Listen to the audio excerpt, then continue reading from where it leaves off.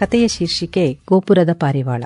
Car ಬೆಟ್ಟದ ಏರುಗಳಲ್ಲಿ ತಿರುವುಗಳಲ್ಲಿ ಲಾಸ್ಯದಲ್ಲಿ ಚಲಿಸುತ್ತಿತ್ತು. ಬೆಟ್ಟದ ಏರುಗಳಲ್ಲಿನ ಹಸಿರು ಬಗೆ ಬಗೆಯ ಹೂಗಳು ಮನಸ್ಸಿಗೆ ಮುದ ನೀಡುತ್ತಿದ್ದವು. ಯಾವುದೋ ಕಾಡು ಹೂವಿನ ಮದವೇರಿಸುವ ಪರಿಮಳ ನಮ್ಮನ್ನು ತಾಕಿ ಕ್ರಮೇಣ ಮರೆಯಾಯಿತು. ಮುಗಿಲನ್ನು ಚುಂಬಿಸಲು ಸ್ಪರ್ಧೆಗಿಳಿದಂತೆ ಎತ್ತರೆತ್ತರಕ್ಕೆ ಬೆಳೆದ ಗಗನಚುಂಬಿ ಮರಗಳು, ಕಣ್ಣು ಹಾಯಿಸಿದಷ್ಟೂ ದೂರಕ್ಕೆ ಹಬ್ಬಿದ ಹಸಿರು ವನರಾಶಿ, ಎತ್ತರದ ಬೆಟ್ಟಗಳು, ಅಷ್ಟೇ ಆಳದ ಕಣಿವೆಗಳು, ಸೃಷ್ಟಿಯ ವೈರುಧ್ಯ, ವೈಶಿಷ್ಟ್ಯ, ಅಗಾಧತೆ, ರಮ್ಯ ಮನೋಹರ ದೃಶ್ಯಗಳು ಎಲ್ಲರನ್ನೂ ಮೂಕವಿಸ್ಮಿತರನ್ನಾಗಿಸಿದ್ದವು. ಅಬ್ಬಾ, ಈ ಮರಗಳಂತೂ ಆಕಾಶವನ್ನೇ ತಿವಿಯುವಂತೆ ಬೆಳೆದಿದ್ದಾವಲ್ಲೋ. ಅತ್ತೆ ಅಪರೂಪಕ್ಕೆ ಪ್ರಕೃತಿಯ ಕುರಿತು ಉದ್ಗಾರ ತೆಗೆದಿದ್ದರು. ಅಮ್ಮ, ಇಲ್ಲಿರೋ ಗಿಡಗಳಿಗೆ ಯಾರೂ ಪಾತಿ ಮಾಡಿ ನೀರು ಗೊಬ್ಬರ ಹಾಕಿ ಆರೈಕೆ ಮಾಡಲ್ಲ. ಅವು ಉಳಿಬೇಕಂದ್ರೆ ಆಳಕ್ಕೆ ಬೇರಿಳಿಸಿ ನಭಕ್ಕೆ ಚಿಮ್ಮಿ ಬೆಳಿಲೇಬೇಕು. ಈ ದಟ್ಟ ಅರಣ್ಯದಲ್ಲಿ ಸೂರ್ಯನ ಶಾಖ ಬೆಳಕು ಸಿಕ್ಕಬೇಕಾದ್ರೆ ಅವು ಎತ್ತರಕ್ಕೆ ಬೆಳೆಯೋದು ಅನಿವಾರ್ಯ. ಇದು ಒಂದು ಬಗೆಯ ಹೋರಾಟ. ಶಕ್ತಿ ಇದ್ದವುಗಳಿಗೆ ಉಳಿಗಾಲ. ಅದೇ ಅಲ್ವಾ ಪ್ರಕೃತಿ ನಿಯಮ, ಡಾರ್ವಿನನ ಸಿದ್ಧಾಂತ. ಪ್ರಕೃತಿಯಲ್ಲಿನ ಪ್ರತಿ ಅಂಶವೂ ತನ್ನ ಅಸ್ತಿತ್ವಕ್ಕಾಗಿ ಹೋರಾಡಲೇಬೇಕು. ತತ್ವಜ್ಞಾನಿಯಂತೆ ದೀರ್ಘ ಉಪನ್ಯಾಸ ನೀಡಿದ ಅಭಯನೆಡೆ ಮೆಚ್ಚುಗೆಯಿಂದ ನೋಡಿದೆ. ಆ ಯಾತ್ರಾಸ್ಥಳದ ಅತಿಥಿ ಗೃಹದ ಸುತ್ತಲಿನ ವನರಾಶಿ, ವರ್ಣವೈವಿಧ್ಯದ ಹೂಗಳು, ನೀರಿನ ಕಾರಂಜಿ, ಈ ಎಲ್ಲ ಅದ್ಭುತಗಳ ನಡುವಿನ ದಿವ್ಯ ಮೌನ ಯಾವುದೂ ನನ್ನ ಮನಸ್ಸನ್ನ ತುಂಬಲೇ ಇಲ್ಲ. ಖುಷಿಯಾಗಲಿ ನೆಮ್ಮದಿಯಾಗಲಿ ಹೊರಗಿನಿಂದ ಬರಲು ಸಾಧ್ಯವಿಲ್ಲವಲ್ಲ. ಅದೇನಿದ್ದರೂ ನಮ್ಮೊಳಗಿನಿಂದಲೇ ಉಕ್ಕಬೇಕೆಂಬುದು ಸಾಬೀತಾದ ಸತ್ಯವಲ್ಲವೇ? ಭಕ್ತಿಭಾವ ಸ್ಫುರಿಸುವ ದೇಗುಲ, ಅತೀವ ಸೌಂದರ್ಯ, ಅಕ್ಕರೆ ವಾತ್ಸಲ್ಯ ತುಂಬಿದ ಕೊಳಗಳಂತಹ ಸುಂದರ ಕಣ್ಣುಗಳು, ಸಾಕ್ಷಾತ್ ಶಂಭುವೇ ಧರೆಗಿಳದಂತೆ ಕಾಣುವ ಆ ತೇಜೋಮಯ ದೇವರ ಮೂರ್ತಿಯ ಮುಂದೆ ಕುಳಿತಾಕ್ಷಣ ಮೈ ರೋಮಾಂಚನಗೊಂಡಿತ್ತು. ನನಗೇ ತಿಳಿಯದಂತೆ ನನ್ನ ಕಣ್ಣುಗಳಲ್ಲಿ ನೀರು ಧಾರೆಯಾಗಿ ಹರಿಯತೊಡಗಿತ್ತು. ಮನದೊಳಗೆ ನೆನಪುಗಳ ಧಾರೆ. ಎಲ್ಲವೂ ನಾನಂದುಕೊಂಡಂತೆ ನಡೆದಿದ್ದರೆ ಈಗ ನಾನು ಅಂತಾರಾಷ್ಟ್ರೀಯ ಮಟ್ಟದಲ್ಲಿ ಕ್ರೀಡಾತಾರೆಯಾಗಿ ಮಿಂಚಬೇಕಿತ್ತು. ಪದಕವನ್ನು ಕೊರಳಿಗೇರಿಸಿ ರಾಷ್ಟ್ರಗೀತೆ ಕೇಳಿ ಹಣೆಗೆ ಕೈ ಹಚ್ಚಿ ಹೆಮ್ಮೆಯಿಂದ ಬೀಗಬೇಕಿತ್ತು. ಆದರೆ ಮೇಲೇರಿ ಹಾರಬೇಕಾದ ನನ್ನ ರೆಕ್ಕೆಗಳನ್ನು ಕತ್ತರಿಸಿದವರಾರು? ನನ್ನ ಯಶಸ್ಸಿನ ಹಾದಿಗೆ ಅಡ್ಡಗಲ್ಲಿಟ್ಟವರಾರು? ನನಗೆ ನಾನೇ ಪ್ರಶ್ನಿಸಿಕೊಂಡು ದೇವರ ಮೂರ್ತಿಯನ್ನೇ ತದೇಕ ಚಿತ್ತದಿಂದ ದಿಟ್ಟಿಸಿದೆ. ದೇಗುಲದ ಪ್ರದಕ್ಷಿಣೆ ಹಾಕಿ ಅಲ್ಲೇ ಕುಳಿತು ಅಲ್ಲಿ ನಡೆಯುವ ಎಲ್ಲ ವಿದ್ಯಮಾನಗಳನ್ನು ಕಣ್ಣುಗಳು ದಿಟ್ಟಿಸುತ್ತಿದ್ದವು. ಆದರೆ ಕಣ್ಣಿನೊಳಗಿನ ದೃಶ್ಯ ಮನಕಿಳಿಯುತ್ತಿರಲಿಲ್ಲ. ಅಲ್ಲಿ ಬೇರೆಯದೇ ಲೋಕದ ತಾಕಲಾಟವಿತ್ತು. ಫೋನಿನಲ್ಲಿ ತಂಗಿಯೊಡನೆ ಮಾತನಾಡುತ್ತಿದ್ದ ಅತ್ತೆ, ಅಯ್ಯೋ ಏನ್ ಕತೆನೋ ಗೊತ್ತಿಲ್ಲ, ನೆನೆಸಿದ ಉದ್ದಿನಂತೆ ಮುಖ ಮಾಡ್ಕುಂತವಳೆ ಎಂದು ಮೆಲ್ಲಗೆ ಹೇಳುತ್ತಿದ್ದುದು ಕಿವಿಗೆ ಬಿತ್ತು. ಅದು ನನ್ನ ಕುರಿತೇ ಎಂಬುದು ನನಗೆ ತಿಳಿಯದ್ದೇನಾಗಿರಲಿಲ್ಲ. ಆದರೆ ಈಡೇರಲಾಗದ ಮಹತ್ವಾಕಾಂಕ್ಷೆಯೊಂದು ನನ್ನೊಳಗೆ ಅತೃಪ್ತಿಯ ಬೆಂಕಿ ಹಚ್ಚಿದ್ದು ಅವರಿಗೆ ತಿಳಿಯುವುದು ಸಾಧ್ಯವೇ ಇರಲಿಲ್ಲ. ಏಕೆಂದರೆ ನನ್ನ ಆಸೆ ಅವರಿಗೆ ಅಸಭ್ಯ, ಅನೀತಿ, ಸ್ವಾರ್ಥದ ನಡತೆಯಾಗಿತ್ತು. ಬಹುತೇಕರಿಗೆ ಹಾಗನ್ನಿಸುತ್ತಿದ್ದುದೇ ಸತ್ಯವಾಗಿತ್ತು. ಆದರೆ ಹಾಗಲ್ಲದವರು ಇದ್ದರಲ್ಲ, ದಿವಾಕರ್ ಮೇಷ್ಟ್ರಂತವರು. ಹೌದು, ನನ್ನೊಳಗೆ ನನಗೇ ತಿಳಿಯದಂತಿದ್ದ ಅಗಾಧ ಶಕ್ತಿಯನ್ನು, ಪ್ರತಿಭೆಯನ್ನು ಮೊದಲಿಗೆ ಗುರುತಿಸಿದವರೇ ದಿವಾಕರ್ ಮೇಷ್ಟ್ರು. ಶಾಲೆಯಲ್ಲಿ ಸ್ನೇಹಿತರೊಡನೆ ಆಟವಾಡುವಾಗ ನಿಂತ ಜಾಗದಿಂದ ಮಾರು ದೂರಕ್ಕೆ ಜಿಗಿದದ್ದೇ ತಡ. ಎಲ್ಲರೂ ಪೈಪೋಟಿಗೆ ಬಿದ್ದವರಂತೆ ನನ್ನೊಡನೆ ಜಿಗಿದಿದ್ದರು. ಆದರೆ ಯಾರೂ ನನ್ನ ಸಾಧನೆಗೆ ಹತ್ತಿರವೂ ಬರಲಾಗಲಿಲ್ಲ. ಪೈಪೋಟಿ ಜಿದ್ದಾಗಿ, ಜಗಳವಾಗಿ, ಗಲಾಟೆ ನಿಲ್ಲಿಸಲು ಬಂದ ದಿವಾಕರ್ ಮೂರ್ತಿ ಮೇಷ್ಟ್ರಿಗೆ ಅದು ತಿಳಿದಿತ್ತು. ಎಲ್ಲರನ್ನೂ ಒಟ್ಟುಗೂಡಿಸಿಕೊಂಡ ಅವರು ದಿಬ್ಬದಂತಿದ್ದ ಜಾಗದಿಂದ ಒಬ್ಬೊಬ್ಬರಾಗಿ ಜಿಗಿಯಲು ಹೇಳಿದ್ದರು. ಹುಡುಗರಾದಿಯಾಗಿ ಎಲ್ಲರನ್ನೂ ಮೀರಿಸಿದ ದೂರಕ್ಕೆ ನಾನು ಜಿಗಿದಿದ್ದೆ. ಬಹುಶಃ ನನ್ನ ಶಕ್ತಿ ದೈವದತ್ತವಾಗಿತ್ತೇನೋ. ಅದನ್ನೇ ಮೇಷ್ಟ್ರು ಕೂಡ ಹೇಳಿದ್ದರು. ದಿನ ಬೆಳಗಾಗುವುದರೊಳಗೆ ನಾನು ಆ ಹಳ್ಳಿ ಶಾಲೆಯ ಪ್ರಸಿದ್ಧ ಕ್ರೀಡಾಪಟುವಾಗಿ ಬಿಟ್ಟಿದ್ದೆ. ಎಲ್ಲರ ಬಾಯಲ್ಲೂ ಅದೇ ಸುದ್ದಿ. ಅಂದಿನಿಂದಲೇ ದಿವಾಕರ್ ಮೇಷ್ಟ್ರು ತಮಗೆ ತಿಳಿದಂತೆ ನನ್ನನ್ನು ತರಬೇತುಗೊಳಿಸಲಾರಂಭಿಸಿದ್ದರು. ನನ್ನ ಸಾಧನೆ ದಿನೇ ದಿನೇ ಸುಧಾರಿಸುತ್ತಲೇ ಸಾಗಿತ್ತು, ಮೇಷ್ಟ್ರ ಕಣ್ಣ ಹೊಳಪಿನಂತೆ. ಅಂತರರಾಜ್ಯ ಸ್ಪರ್ಧೆಗೆ ನಾನು ಆಯ್ಕೆಯಾಗಿದ್ದೆ. ಆದರೆ ಅಪ್ಪ ನನ್ನನ್ನು ಸ್ಪರ್ಧೆಗೆ ಕಳುಹಿಸಲು ನಿರಾಕರಿಸಿದ್ದರು.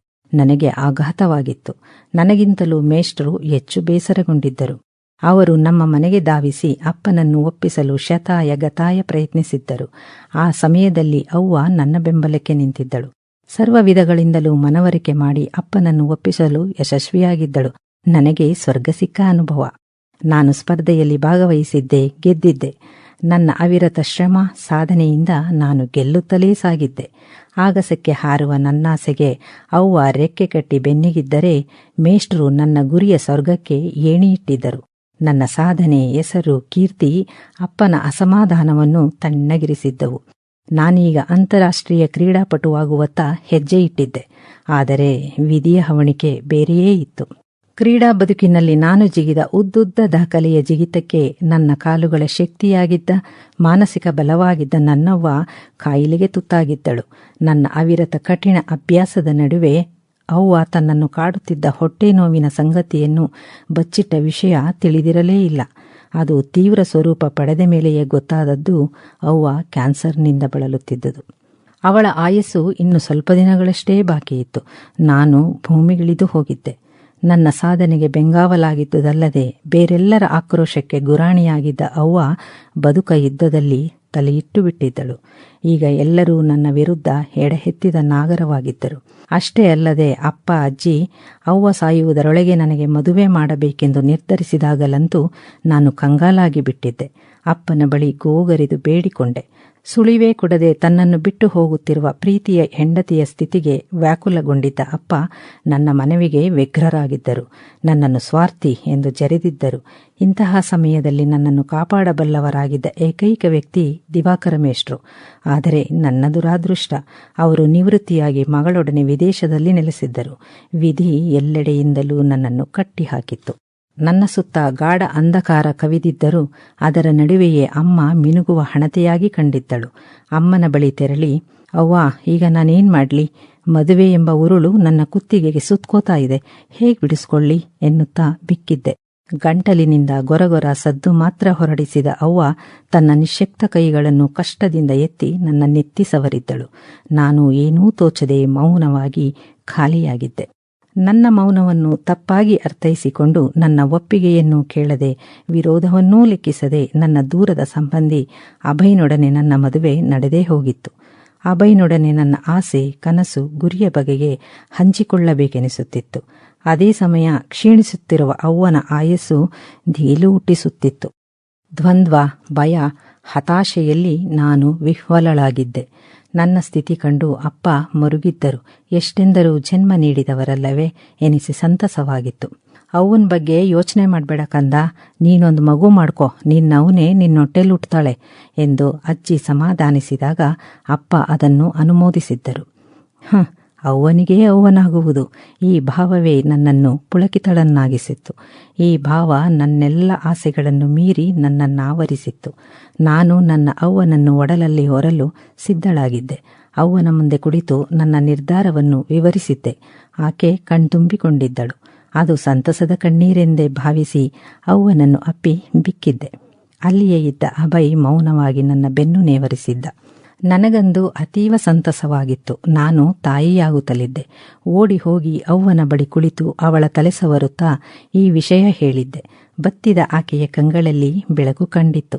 ಒಮ್ಮೆ ದೀರ್ಘ ನೋಟ ಬೀರಿ ಕಣ್ಮುಚ್ಚಿದ್ದಳು. ಮುಚ್ಚಿದ ಕಣ್ಣಿಂದ ನೀರು ಧಾರೆಯಾಗಿ ಹರಿಯುತ್ತಿತ್ತು. ಅದನ್ನು ನಾನು ಸಂತಸವೆಂದೇ ಭಾವಿಸಿದ್ದೆ. ಆದರೆ ಅದು ಹಣತೆ ಆರುವ ಮೊದಲಿಗೆ ಪ್ರಜ್ವಲಿಸುವ ಬೆಂಕಿ ಎಂದು ನನಗೆ ತಿಳಿದಿರಲಿಲ್ಲ. ಒಂದೆರಡೇ ದಿನಕ್ಕೆ ಅವ್ವ ತನ್ನ ಇಹಲೋಕ ಪಯಣ ಮುಗಿಸಿದ್ದಳು. ಅವಳ ಸಾವು ಹತ್ತಿರದಲ್ಲಿಯೇ ನಿಶ್ಚಿತವೆಂದು ತಿಳಿದಿದ್ದರೂ ಅವಳಿಲ್ಲದ ಸತ್ಯವನ್ನು ನನಗೆ ಅರಗಿಸಿಕೊಳ್ಳಲಾಗಿರಲೇ ಇಲ್ಲ.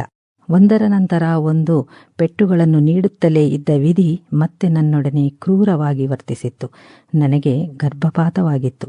ಅಜ್ಜಿ ಅಪ್ಪನಾದಿಯಾಗಿ ಎಲ್ಲರೂ ನನ್ನನ್ನು ಘೋರ ಪಾಪಿ ಎಂಬಂತೆ ನೋಡಿದ್ದರು. ನಾನು ಬೇಸ್ತು ಬಿದ್ದಿದ್ದೆ, ಮೋಸ ಹೋಗಿದ್ದೆ. ಅವ್ವನಿಗೆ ಒಡಲು ನೀಡುವ ಅದೃಷ್ಟದಿಂದ ವಂಚಿತಳಾಗಿದ್ದೆ.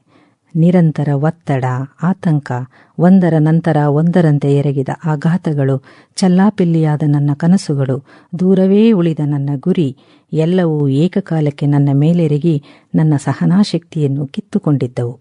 ನಾನು ಖಿನ್ನತೆಗೊಳಗಾಗಿದ್ದೆ. ಮೌನ ಲೋಕಕ್ಕೆ ಜಾರಿದ್ದೆ. ಸುತ್ತಲಿನ ಗದ್ದಲ ನನ್ನೊಳಗನ್ನು ತಲುಪದಷ್ಟು ಪಾತಾಳಕ್ಕೆ ಇಳಿದು ಬಿಟ್ಟಿದ್ದೆ. ನನ್ನ ಮೌನದಲ್ಲಿ ಶಾಂತಿ ಇರಲಿಲ್ಲ.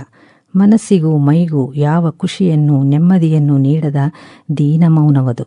ಈ ಅಶಾಂತ ಮೌನ ಚೈತ್ರದೆದೆಗೆ ಬೆಂಕಿ ಇಟ್ಟಂತೆ ನನ್ನ ಮನೋಸ್ಥೈರ್ಯವನ್ನು ಕುಗ್ಗಿಸಿಬಿಟ್ಟಿತ್ತು. ಯಾತ್ರೆ, ಪ್ರವಾಸ, ಜಾಗ ಬದಲಾವಣೆಯಿಂದ ನನ್ನ ಮನಸ್ಸು ಸ್ಥಿಮಿತಕ್ಕೆ ಬರಬಹುದೆಂಬ ಮನೋಚಿಕಿತ್ಸಕರ ನಿರ್ದೇಶನದಂತೆ ಎಲ್ಲೆಡೆ ಸುತ್ತಿಸಿ ಅಭಯ್ ಇಂದು ನನ್ನನ್ನು ಇಲ್ಲಿಗೆ ಕರೆತಂದಿದ್ದ. ಅಂದು ಬೆಳಗಿನ ಜಾವ ದಿವ್ಯ ಪ್ರಶಾಂತ ವಾತಾವರಣದಲ್ಲಿ ದೇಗುಲಕ್ಕೆ ಬಂದಿದ್ದೆ. ಕಣ್ಮುಚ್ಚಿ ಕೈ ಮುಗಿದು ನನ್ನೆಲ್ಲ ಭಾರವನ್ನಿಳಿಸಿ ಎಲ್ಲ ಗೊಂದಲಗಳಿಂದ ಮುಕ್ತಿಗೊಳಿಸಿ ನನ್ನ ಗುರಿ ತಲುಪುವ ಹಾದಿಯನ್ನು ನಿಚ್ಚಳಗೊಳಿಸು ತಂದೆ ಎಂದು ಪ್ರಾರ್ಥಿಸಿ ತಲೆ ಎತ್ತಿ ಎತ್ತರದ ಗೋಪುರವನ್ನೇ ದಿಟ್ಟಿಸಲಾರಂಭಿಸಿದೆ. ಕತ್ತು ನೋಯತೊಡಗಿ ತಲೆ ತಗ್ಗಿಸಿದೆ. ಇದ್ದಕ್ಕಿದ್ದಂತೆಯೇ ಜ್ಞಾನೋದಯವಾದಂತೆನಿಸಿ ನನ್ನ ಗುರಿಯ ಹಾದಿ ಇರುವುದು ನನ್ನ ಕಾಲುಗಳಲ್ಲಿಯೇ ಅಲ್ಲವೇ ಎನಿಸಿತು. ಕಾಕತಾಳೀಯವೆಂಬಂತೆ ಕಾಡಿನ ಮರಗಳ ಬಗೆಗೆ ಅಭಯ್ ಹೇಳಿದ ಮಾತುಗಳು, ಅವುಗಳ ಅಸ್ತಿತ್ವದ ಉಳಿವಿಗಾಗಿನ ಹೋರಾಟ ಎಲ್ಲವೂ ನೆನಪಾಯಿತು. ನನ್ನೆಲ್ಲ ಭಾರವಿಳಿದು ಸುತ್ತಲಿನ ವಾತಾವರಣದ ಪ್ರಶಾಂತತೆ ನನ್ನ ಮನದೊಳಗನ್ನು ತುಂಬಿಕೊಂಡಂತೆನಿಸಿತು. ಹೊಸತಾದ ಭಾವದಿಂದ ಪಕ್ಕದಲ್ಲಿದ್ದ ಅಭಯ್ನತ್ತ ನೋಡಿದೆ. ಅವನ ಕಣ್ಣುಗಳಲ್ಲಿ ನನ್ನ ಬದುಕ ಭರವಸೆ ಮಿನುಗಿದಂತಾಯಿತು. ನಿರಾಳತೆಯಿಂದ ಅವನ ಭುಜ ಕೊರಗಿದೆ. ಅವನ ಕೈ ಅಕ್ಕರೆಯಿಂದ ನನ್ನನ್ನು ಬಳಸಿತು. ಮೂಡಣ ದಿಕ್ಕು ರಂಗಾಗುತ್ತಿತ್ತು. ಗೋಪುರದಲ್ಲಿನ ಪಾರಿವಾಳಗಳು ರೆಕ್ಕೆ ಪಟಪಟಿಸುತ್ತಾ ಮೇಲಕ್ಕೆ ಹಾರತೊಡಗಿದವು.